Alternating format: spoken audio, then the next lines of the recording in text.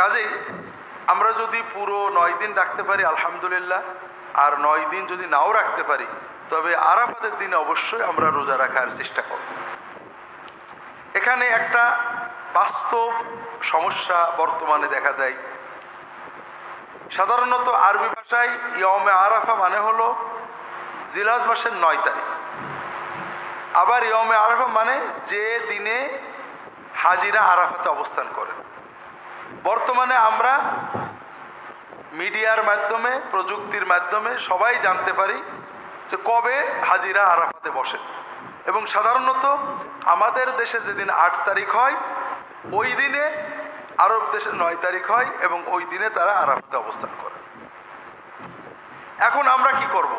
আমরা কি আমাদের দেশের 9 তারিখে রাখবো না আরব দেশের আরাফাতের দিনে রাখবো? এটা নিয়ে আলেমদের নানাবিধ মত আছে। মূল কথা হলো বান্দা সাধ্যের ভিতরে সুন্নাতের নির্দেশে ইবাদত করবে। যারা আরাফাতের দিন আরব দেশে জানতে পারেননি তারা তাদের দেশের 9 তারিখেই রাখবেন।